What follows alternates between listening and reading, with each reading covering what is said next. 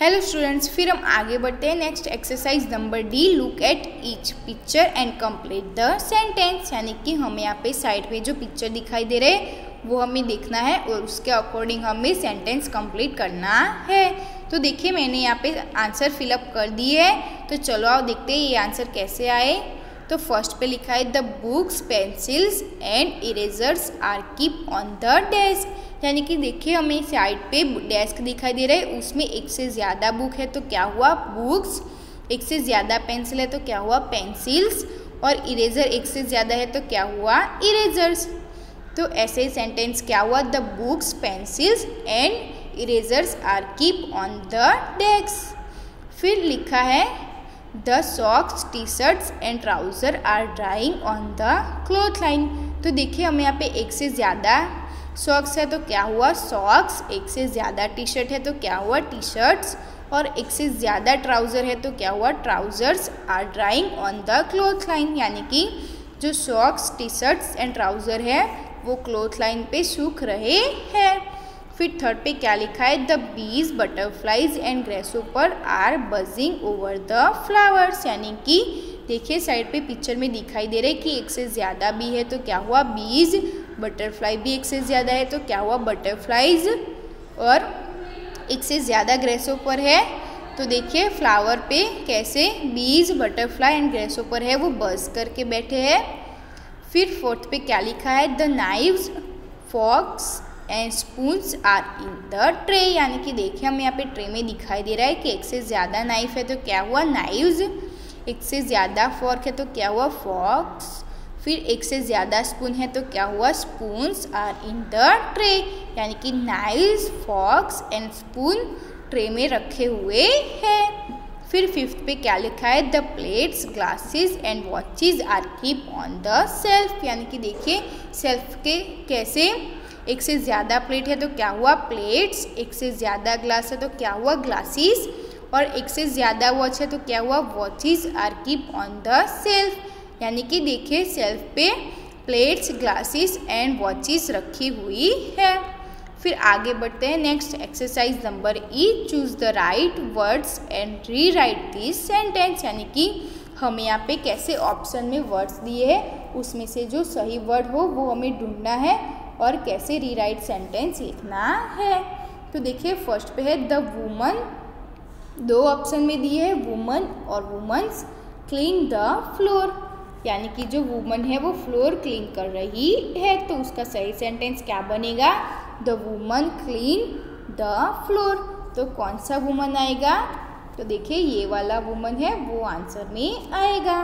फिर आगे बढ़ते हैं सेकंड पे क्या लिखा है दीज पोटैटोज। तो देखिए ऑप्शन में दो दिए है पोटैटोज एंड दूसरा वाला ऑप्शन में भी पोटैटोज लिखा है आर रोटेन। तो कौन सा पोटैटोज आएगा आप भी देखिए कौन सा पोटैटोज आएगा ये वाला।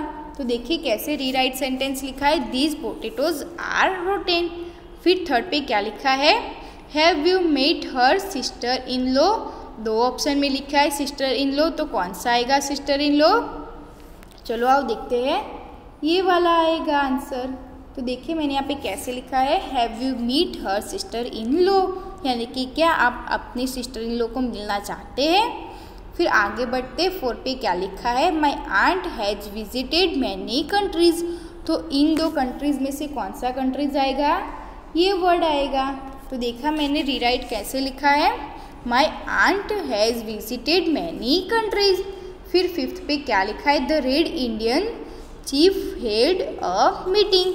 तो उसमें से जो चीफ है वो कौन सा आएगा, कौन सा आएगा चीफ, तो ये वाला आएगा वर्ड। तो देखिए मैंने यहाँ पे रीराइट कैसे लिखा है the red Indian chief a meeting. फिर सिक्स पे क्या लिखा है this dress is 10 inch short. तो हम यहाँ पे दो ऑप्शन में इंच दिए तो वो कौन सा इंच आएगा ये वाला। तो देखिए मैंने रीराइट कैसे लिखा है this dress is 10 inch short. यानी कि ये जो ड्रेस है वो 10 इंच छोटा है। फिर सेवन पे क्या लिखा है our teacher will check our copy. तो देखिए हम यहाँ पे दो ऑप्शन में कॉपी दिया है तो क्या आएगा ये वाला कॉपीज। तो रीराइट कैसे सेंटेंस लिखा है our teacher will check our copies. यानी कि हमारे टीचर है वो हमारी कॉपीज चेक करेगी। फिर 8 पे क्या लिखा है, after the rain the ponds were full with water, यानी कि जब बारिश आती है तब गड्ढे पानी से भर जाते हैं। तो कौन सा पॉन्ड आएगा, चलो आओ देखते हैं, ये वाला। तो ये सही वर्ड है। तो देखिए मैंने रीराइट कैसे लिखा है, after rain the ponds were full with water. फिर 9 पे क्या लिखा है, ox are pulling the field. तो हमें 2 ऑप्शन में ऑक्स दिए हैं, तो क्या आएगा, ये वाला वर्ड। तो देखिए मैंने रीराइट कैसे लिखा है, the ox are pulled the field. फिर आगे बढ़ते हैं, इनरेगुलर नाउन्स।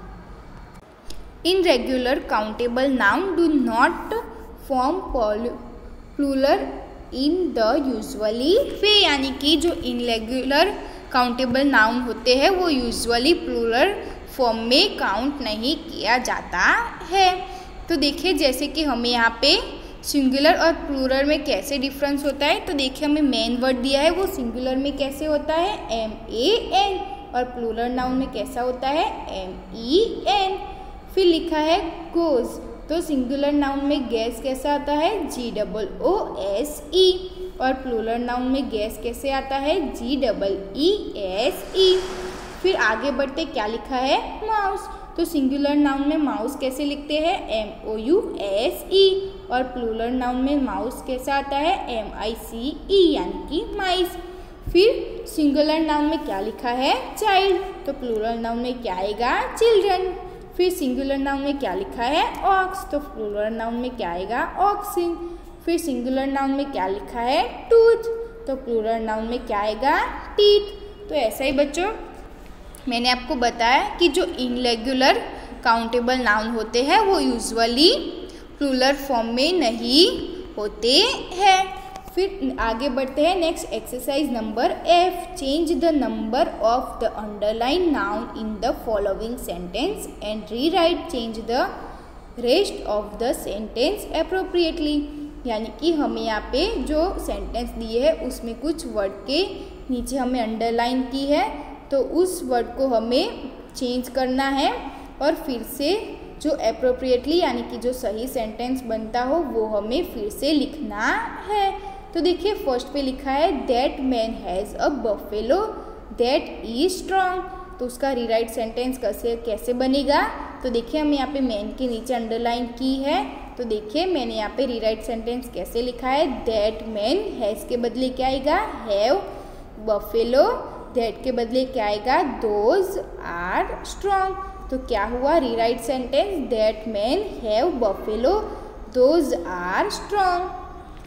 फिर आगे बढ़ते क्या लिखा है, these geese have yellow feathers, तो देखिए यहाँ पे कैसे रीराइट सेंटेंस होगा, गेज के नीचे हमें अंडरलाइन दी है तो क्या आएगा रीराइट सेंटेंस, दीज, गेज के बदले देखो गोज हो गया, हैव के बदले क्या हो गया, हैज येलो फीदर्स, तो क्या हुआ rewrite sentence, these geese have yellow feathers. फिर थर्ड पे क्या लिखा है, the farmer's ox is resting under the tree, यानी कि देखिए ऑक्स के नीचे अंडरलाइन दी है तो उसको हमें सुधारना है, तो कैसे मैंने रीराइट सेंटेंस लिखा है, the farmer's oxen are resting under the trees, tree के बदले क्या आएगा, ट्रीज।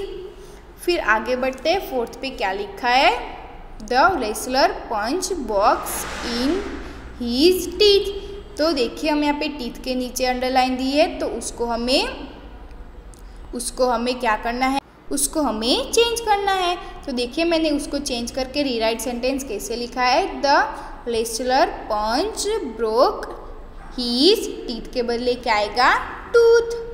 फिर आगे बढ़ते हैं फिफ्थ के क्या लिखा है, his feet got dirty in the mud, तो देखिए हमें फीट के नीचे अंडरलाइन की है तो उसको चेंज करके कैसे लिखना है, देखिए बच्चों मैंने यहाँ पे रीराइट लिखा है, हीज फीट के बदले क्या आएगा, food got dirty in the mud. फिर 6 पे क्या लिखा है, द मेड चेज द माइस, तो देखिए हमें यहाँ पे माइस के नीचे अंडरलाइन की है तो उसको चेंज करके क्या आएगा, माउस, तो देखिए रीराइट सेंटेंस कैसे हुआ, the maid chase the mouse. फिर आगे बढ़ते हैं, क्या लिखा है, uncountable noun are the same in their singular and plural form, example deer, sheep, hair. तो देखिए जैसे कि हमें यहाँ पे कहा गया है कि जो अनकाउंटेबल नाउन होते हैं वो सिंगुलर और प्लूरल फॉर्म के जैसे ही होते हैं। जैसे कि देखिए एग्जाम्पल में दिया है डियर, शीप और हेयर। तो देखिए हेयर को हम कई बार गिन सकते हैं, तो आप ऐसा भी बोल सकते हैं 1 हेयर, 2 हेयर, 3 हेयर। और हम बहुत सारे हेयर हो यानी कि हेयर को हम कभी कभार गिन नहीं सकते, तो वो क्या हुआ, अनकाउंटेबल नाउन। वो परफेक्ट बात नहीं हुई। हेयर जो है वो उसको हम ऐसा बोल सकते हैं कि 1 हेयर है, 2 हेयर है, पर उसको यूजुअली हम ऐसा कह सकते हैं कि हेयर को हम गिन नहीं सकते, तो वो क्या हुआ, अनकाउंटेबल नाउन। फिर आगे बढ़ते, क्या लिखा है, some noun are things that are made of 2 parts, यानी कि ऐसे नाउन्स होते हैं चीज़ों में कि जिसको हम 2 पार्ट में डिवाइड कर सकते हैं। They are always write in plural form, यानी कि उनको हमें ऑलवेज प्लूरल फॉर्म में लिखा जाता है। जैसे कि एग्जाम्पल में दिया है स्पेक्लेस एंड बाइनोक्यूलर।